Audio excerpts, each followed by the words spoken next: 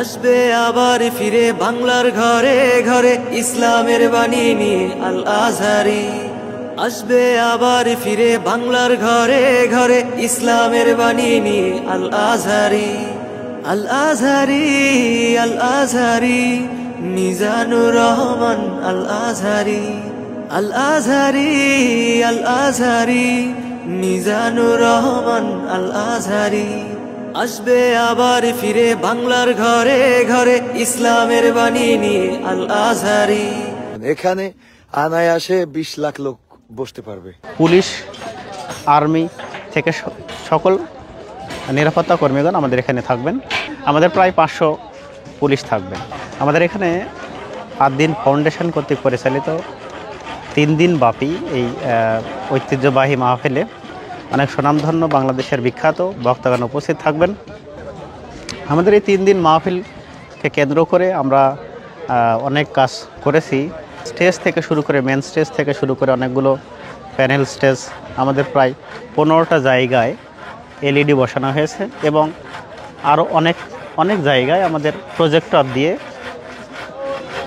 দর্শকদের সুন্দরভাবে দেখার জন্য আমরা ব্যবস্থা করেছি এবং দর্শক যেন প্রাণপ্রিয় মুসল্লিরা যেন ভালোভাবে বসতে পারে এই জন্য আমরা অনেকগুলো প্যান্ডেল তৈরি করেছি।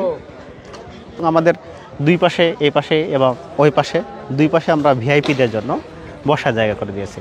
আমাদের এই পুরো যে মাঠটা, পুরো যে স্টেজ, এই স্টেজে আমরা শুধু একজনকে বসার, শুধু আমাদের যিনি প্রধান আলোচক থাকবেন বা যে আমাদের যখন যেই সময় যে আলোচক থাকবে সেই আলোচককে আমরা বসার জায়গা করে দেব এবং এখানে শুধু আমাদের আলোচকই থাকবেন। এবং আমাদের বিশেষ একটা আকর্ষণ আছে, সেটা হচ্ছে স্টেজের উত্তর সাইড দিয়ে ওই আমাদের হেলিকপ্টার ল্যান্ড করবে। আমাদের আদ্দিন মেডিকেল কলেজের ওপর থেকে হেলিকপ্টার ল্যান্ড করে ওর নিচ দিয়ে আমাদের আদ্দিন ফাউন্ডেশনের chairman sir doctor Sheikh Mohiuddin sir, উনি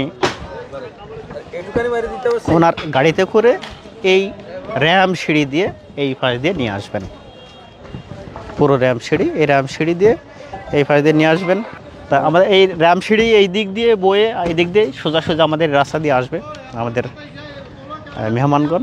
এবং আমাদের দুই পাশে ভিআইপি জায়গাদের বসার জায়গা রয়েছে এবং তাদের পথও আলাদা। আমাদের এখানে কেউ যদি অসুস্থ হয়ে যায় তাহলে তাদেরকে সঙ্গে সঙ্গে চিকিৎসা দেওয়া হবে এবং আমাদের খাবার পরিবেশন করবেন আমাদের আদ্দিন ফাউন্ডেশন থেকে। সবগুলো আমাদের নিজস্ব খাবার পরিবেশন করা হবে, তো কোনো সমস্যা হবে না।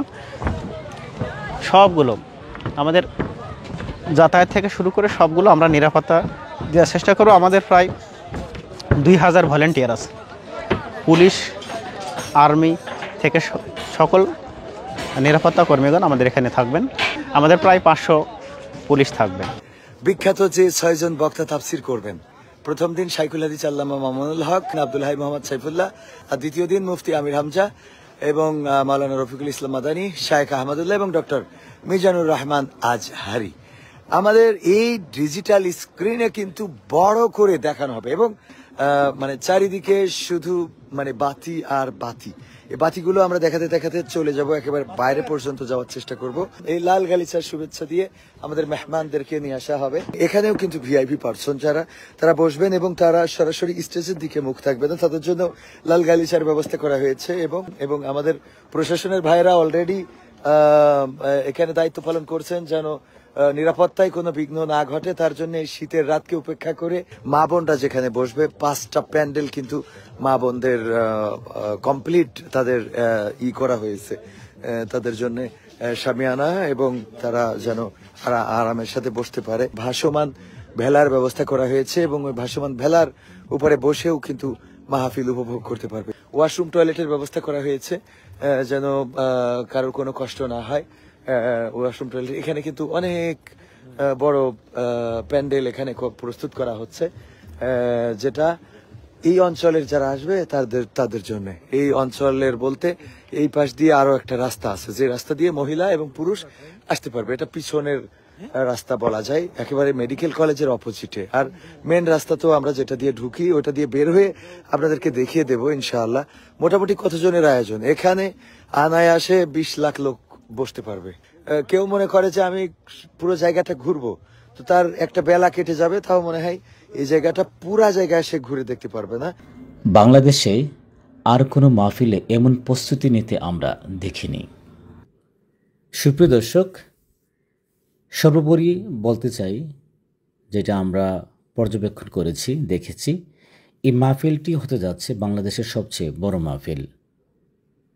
তাই দলে দলে যোগদান করে মাহফিলে অংশগ্রহণ করবেন এবং সম্পূর্ণ মাহফিলটি ভিডিও ধারণ হবে রোজ টিভির মাধ্যমে।